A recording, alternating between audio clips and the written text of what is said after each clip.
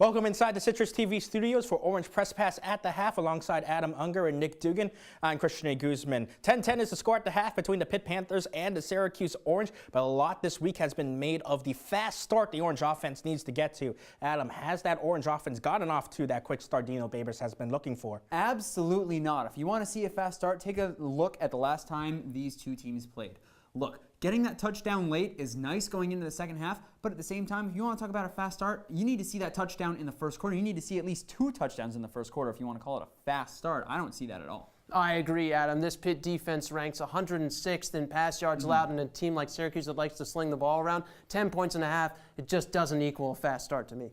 Definitely not what you want to see. Let's take a look at some of those first half stats. Again, 10-10. The score at the half, at one point, Syracuse only had 3 rushing yards to their name. That number now up to 23. Pitt, on the other hand, only 63 rushing yards, but 35 of them coming on the touchdown that the Panthers have scored. Adam, what stands out most to you about these first half stats? Well, aside from the gash at the start of the second quarter, I've actually been pretty impressed with the Syracuse defense. And if you take a look at the offensive side, too, Syracuse on pace for over 400 passing yards in this one.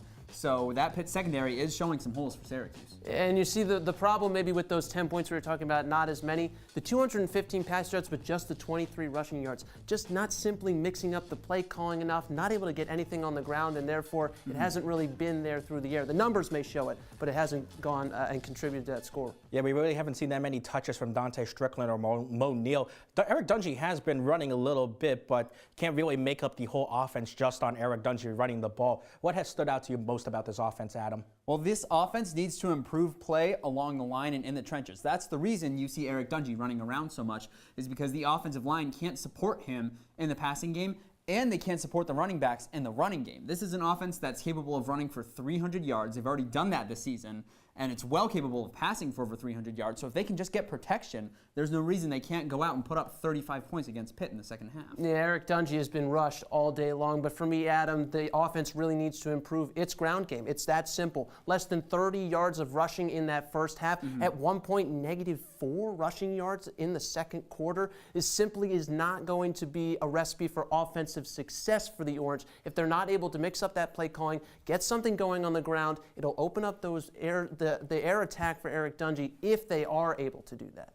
And definitely Cody Conway being injured for a small part of that second quarter might have contributed a little bit to some of the weaker rushing yards. But defensively, like you guys said, it's a better performance. Only 10 points given up in this first half. Nick, what have you liked from the defense so far? Well, I like how aggressive that defense was in the first quarter. They have not allowed a Pitt third down conversion yet in this first half. That has been tremendous. And we saw it against LSU a couple weeks ago. Syracuse front seven really bearing down. Last week, over 250 yards given up to NC State. It looked like they found their mojo a little bit in that first quarter, but in the second quarter, the secondary backing off when they were in that second quarter, they were backing off. In that first quarter, though, they were making plays up near the line of scrimmage, especially in the running game. I think that Syracuse is going to need to get back to that defensive strategy if they're going to want to win this game. You already mentioned the secondary. I want to see them tighten up their coverages a little bit more on the back end. Syracuse obviously runs a lot of zone coverages, but those zone coverages leave a lot of wide open holes for the Pitt offense, and you can't have that if you're going to try to take a lead coming out of the half in this game.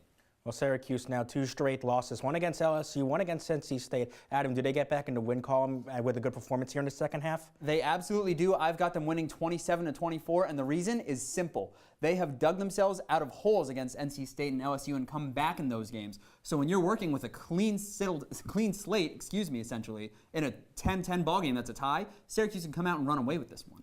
It's certainly not out of the question, Adam, but I've got Pitt in this one 31-27. I think the Orange offense just not looking like themselves today. I think they get a couple late. As you mentioned, they've been a second half team, but I think that the defense, the way that they've been trending now, I think that they continue to give up just a few more points, and so it's going to be a tight one, but Pitt comes out on top. So, Nick, maybe the baldy humidity in the dome right now with a hot 71 degrees at kickoff might have caused the Orange offense to slow down. Adam doesn't think so. We'll see what happens after halftime. Enjoy the rest of the game, Syracuse.